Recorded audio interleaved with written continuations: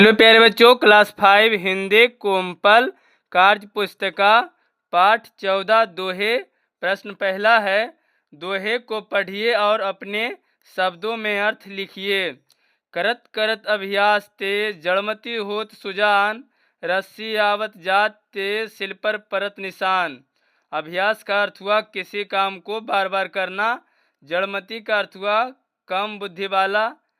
सिल का अर्थ हुआ पत्थर।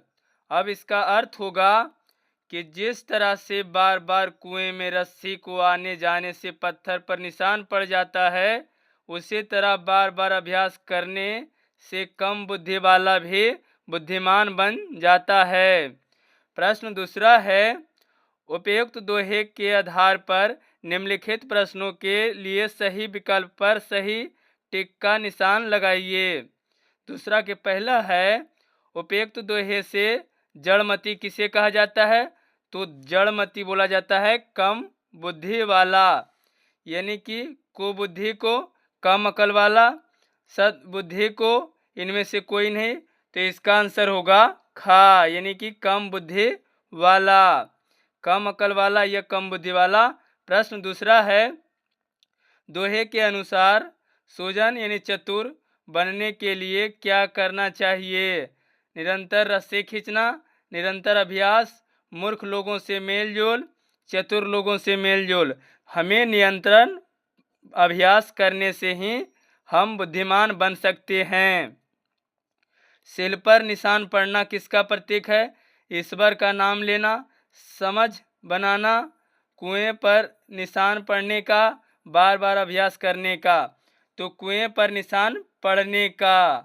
चौथा है, उपयुक्त दोहा किस कवि से संबंधित है? तुलसीदास, बिंदास से, रहीम से, इनमें से कोई नहीं। तो रहीम से संबंधित है। अगला प्रश्न तीसरा है, प्यारे बच्चों, दोहे को पढ़िए और अपने शब्दों में अर्थ लिखिए। बड़ा हुआ तो क्या हुआ, जैसे पेड़ खजूर, पंथे को छाया नहीं, फल लगे अति दूर। पंथे का अर्थ हुआ पार्थिक या राही, जो रास्ते में चलने वाले होते हैं उसे।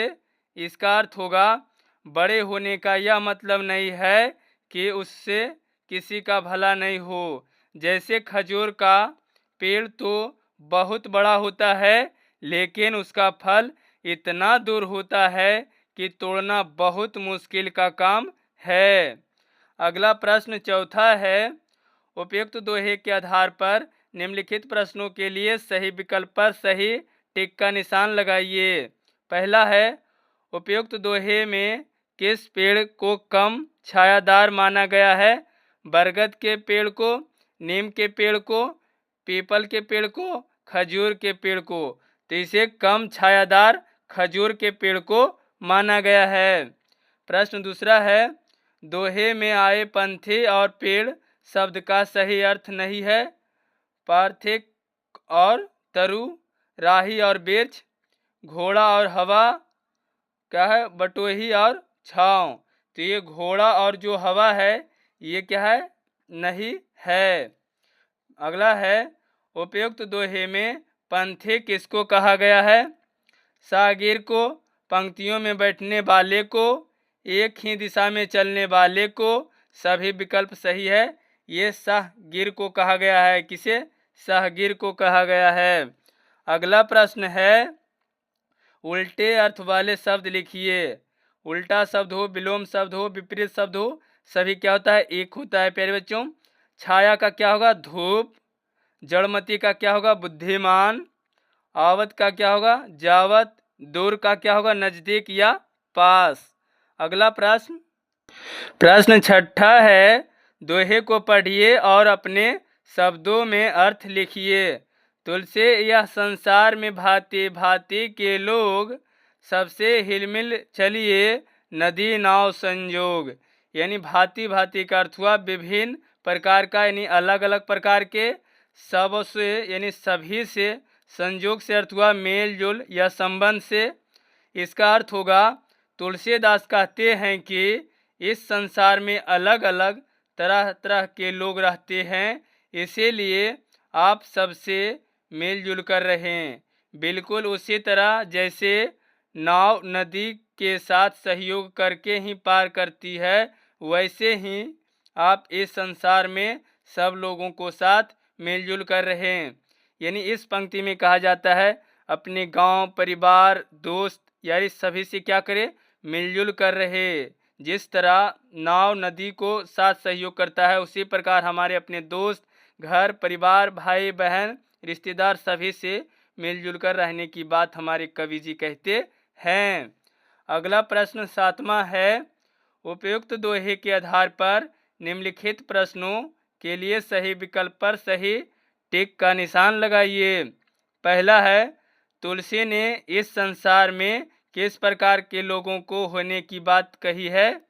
एक समान लोग, रंग बिरंगे, का और खा दोनों, भांति भांति के लोग यानी कि अलग अलग प्रकार के लोगों को।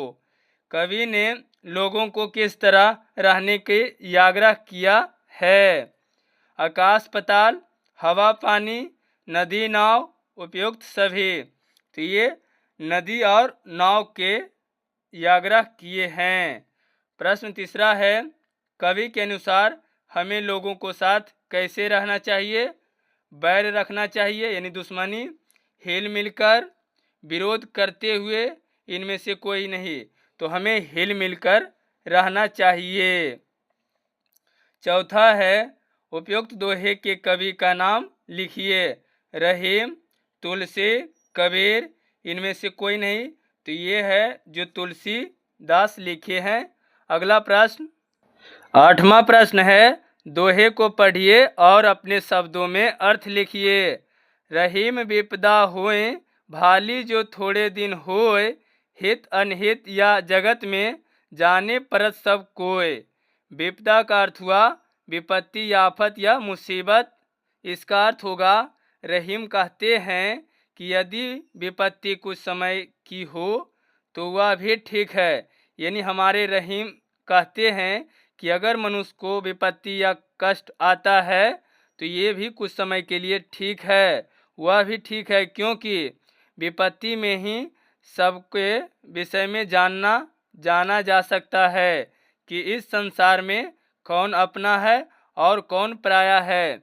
यानी कवि कहते हैं, लेखक कहते हैं कि अगर हमें हमारे जीवन में विपत्ति मुसीबत आने से हमें पता चलता है कि कौन हमारे साथ हैं, कौन हमारे विरोध हैं। इसलिए हमारे जीवन में विपत्ति आने से ही हमें पता चलता है कि कौन हमारे अपने हैं, कौन हमारे पराये हैं, कौन हमारे साथ दे सकते हैं, कौन हमारे साथ नहीं देते हैं।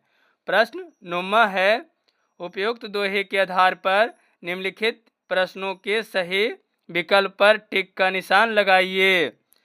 तो उपयुक्त दोहे में हित अनहित शब्द आया है। निम्नलिखित में ऐसा शब्द युग्म दूसरा कौन है?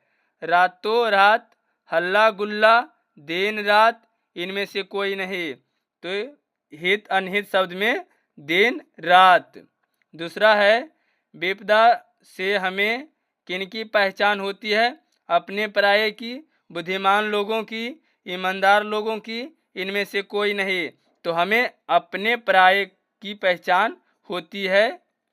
प्रश्न तीसरा है, उपयुक्त दोहे की रचयिता कौन है? कबीरदास, तुलसीदास, रहीम, यह सभी विकल्प सही है। तो ये रहीम है, ये इनका रचयिता कौन है? रहीम हैं। अगला प्रश्न है, विलोम शब्द की जोड़ी बनाइए। विलोम शब्द का दिन का क्या होगा? रात, हित का क्या होगा? अनहित, विपदा का क्या होगा? संपाद। प्रश्न अगला है, प्रश्न 11वां है, निम्नलिखित शब्दों के प्रचलित रूप लिखिए। जैसे एक के का, तो ये रस्सी लिखा हुआ है, जो कि रस्सी इस तरह से लिखाएगा, जाई, ये जाया, क्या है? पचिताने, पछतावा, निशान, निशान, वर्षा, वर्षा, सेल यानी पत्थर, यह तो यह लिखाएगा, परत यानी पढ़ना, सबों से यानी कि सबसे, होता यानी होना। प्रश्न 12वां है, नीचे दिए गए शब्दार्थ की सहायता से दोहे का अर्थ लिखने का प्रयास कीजिए। का है। तरुवर यानी पेड़, सरोवर यानी तालाब, फर काज यानी दूसरे के काम के लिए, हित यानी भलाई, संपत्ति यानी धन, संचित यानी संचित करना यानी जमा करना। तरुवर फल नहीं खात है, सरवर पियत न पान, काही रहमर पर काज हित, संपत्ति संचित सुजान। इसका अर्थ होता है कि रहीम यानी कि रचिता कहते हैं, रहीम कहते हैं जिस तरह पेड़ फल नहीं खाता है, तालाब पानी नहीं पीता है, उसी तरह धन जमा करना चाहिए जो दूसरे के काम आ सके। यानी रहीम कहते हैं कि जिस तरह फल यानी कि पेड़ अपना फल देता है, पेड़ अपना फल खुद नहीं खाता, तालाब यानी पानी अपना खुद नहीं पीता, उसी प्रकार अगर मनुष्य ये धन क्या है जमा करे तो ये दूसरे के लिए काम आ सकते हैं। यानी कि जो पेड़ होता है फल देता है वे दूसरे को काम आता है, तालाब में पानी रहता है वे हमारे जीवन में ही काम आता है, वे खुद उसका प्रयोग नहीं करते।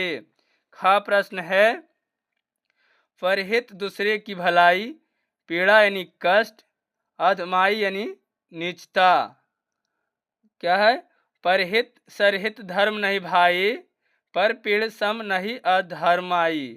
इसका अर्थ हुआ दूसरे की भलाई के समान कोई धर्म नहीं है और दूसरे को दुख पहुंचाने के समान कोई अधर्म नहीं है। यानी कि कवि कहते हैं इसमें कि हम मनुष्य जब दूसरे को भलाई करते हैं यानी मदद करते हैं तो इससे बड़ा हमारे लिए धर्म कुछ भी नहीं है। किसी असहाय को हम सहारा देते हैं, किसी गरीब को हमें उसे मदद करते हैं, किसी पीड़ित को हम उसे सहयोग करते हैं, इससे बड़ा कोई धर्म नहीं है। और अगर हम अपने जीवन से किसी दूसरे व्यक्ति को कष्ट देते हैं या समस्या दिक्कत देते हैं तो इससे बड़ा कोई अधर्म या पाप नहीं है। हमें कभी दूसरे जीव जंतु प्राणी को कभी दुख या कष्ट नहीं देना चाहिए। हमें एक दूसरे को मदद करना चाहिए, भलाई करनी चाहिए जितना हो सके। ये कवि इसमें कहते हैं कि यही हमारा धर्म है। अगला प्रश्न है, गा में है साध यानी ज्ञानी, मोल यानी महत्व, तरवार यानी तलवार, म्यान यानी जिसमें तलवार रखा जाता है। जाति ना पूछो साधु के, पूछ लीजिए ज्ञान, मोल करो तलवार का, पड़ा रहने दो म्यान। इसका अर्थ हुआ किसी व्यक्ति की पहचान उसकी जाति से नहीं बल्कि उसके ज्ञान और बुद्धि का होना चाहिए। इसमें कवि कहते हैं कि कोई भी व्यक्ति हो, कोई भी मनुष्य हो, उसकी पहचान कभी जाति या ऊंच नीच पे नहीं होता है। उस मनुष्य का उसके पास कितना बुद्धि है, ज्ञान है, यानी उसके पास कितनी क्या है समझदारी है, अकल है, बुद्धि है, उसकी पूजा होनी चाहिए, उसका मतलब प्रभाव होनी चाहिए, उसके हिसाब से उसे इज्जत सम्मान मिलना चाहिए। ये नहीं कि ये छोटी जात है, बड़ा जात है, उसकी जाति से कभी पहचान नहीं होती है। उसके पास कितना ज्ञान है, बुद्धि है, इससे उसका पहचान होता है। अगला प्रश्न है, अति यानी कि बहुत, अति का भला ना बरसना, अति की भाली ना धूप, अति का भला ना बोलना, अति की भाली ना चुप। इसका अर्थ होता है प्यारे बच्चों, ना तो अधिक बोलना अच्छा है, ना ही ज़रूरत से ज़्यादा चुप रहना ठीक है। जैसे कि अधिक बारिश भी अच्छी नहीं होती है और बहुत धूप भी अच्छा नहीं होता है। यानी कि इसमें कवि कहते हैं अति का भला ना बरसना, यानी कि कहते हैं कवि कि ना तो हमें अधिक बोलना चाहिए, ये नहीं कि हमें ज़्यादा बोलते रहना चाहिए, ये बिल्कुल गलत है प्यारे बच्चों। ना ही कि ज़रूरत से ज़्यादा हमें चुप रहना चाहिए। यानी कि इसमें कवि हमें कहते हैं कि हमें अपने जीवन में ये नहीं कि गलत हो रहा है तो भी हम चुप रहे, और यानी कि गलत ना भी हो रहा है तो हमें ज़्यादा बोलना चाहिए। ना ज़्यादा बोलना चाहिए और ना ही ज़्यादा चुप रहना चाहिए। यानी हमें इससे साफ सुथरी में समझना होगा प्यारे बच्चों, जहाँ हमें बोलना है वहाँ हमें साफ सुथरी आवाज़ों में उसका जवाब दे देना चाहिए, और जहाँ हमें ज़्यादा ना बोलना चाहिए वहाँ बिल्कुल हमें शांत थोड़ी रहनी चाहिए। लेकिन ये नहीं कि हम ज़्यादा बोले और ऐसा ना हो कि आप बिल्कुल ना बोले, ये कवि इसमें कहते हैं। ये चैप्टर हो गया समाप्त प्यारे बच्चों। अगला चैप्टर आएगा पाठ 15 चिट्ठी आई। अगर वीडियो आपको अच्छी लगी हो प्यारे बच्चों तो वीडियो को लाइक शेयर सब्सक्राइब जरूर करें। इसके लिए आपको बहुत बहुत धन्यवाद।